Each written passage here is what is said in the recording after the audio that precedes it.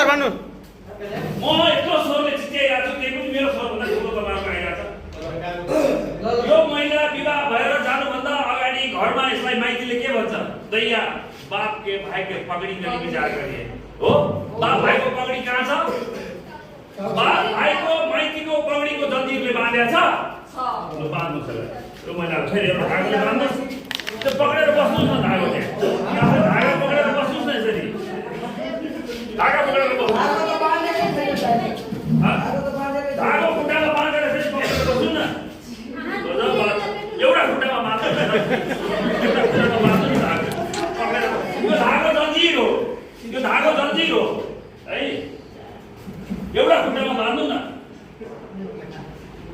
पक्रेर ल बाँधिदिनुहोस् ल जसरी हुन्छ मलाई अब के भन्छ हेर्नुहोस् मेरो गाउँमा एउटा महिलाले के गर्यो भने श्रीमानले साह्रै कुट्यो र उसले के गर्यो भने त्यो श्रीमान छोडेर अर्कोसँग बिहा गरिदियो पिटाइ खप्न नसकेर उसले त्यहाँ बिहा गरिदियो र अनि बच्चा जन्मेपछि अब छड्याएर गर्नुपर्ने मरण गर्नुपर्ने बढिया थियो त उसको अब पण्डित चाहिने पण्डित नारायण तिमी अर्कोसँग छोडेर गएको धर्म नमानेको धर्म नागेको महिला तिमी लोग्ने छोडेर गएको होइन माइतीको इज्जत सबै कुलको इज्जत मिटाएको तिम्रो बच्चाकोमा नराम गर्दिन पण्डितको जन्जिरले बाँधे कि बाँधेन महिला बाँध्यो एउटा महिला र एउटा पुरुषको बिचमा समागम भयो होइन गर्भ कसले बोक्नु पर्यो महिलालाई पुरुष त कहाँ गयो भाग्यो तर त्यो गर्भ कहीँ रहेको भने त्यो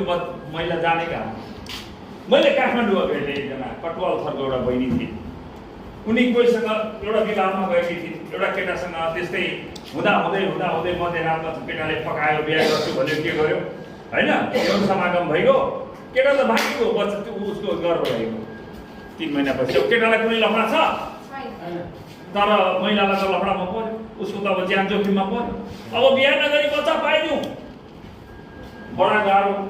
किनभने बच्चा जन्माउने क्षमता महिलालाई दिएको छ तर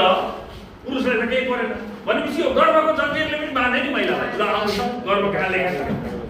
बाँध्नुहोस् गर्भवती त्यो सबै बाँधिदिनुहोस् मलाई है अब सासू उसले 12 बजे राति 8 बजेसम्म काम गर्यो थाक्यो अब सुत्ने बेला भयो सासूलाई गोडा थिचेर सुत्नुपर्छ हो प्राय हो अरन फटन कसो मान्नुपर्छ सासूको बन्धनले बाँधियो अब पण्डितले के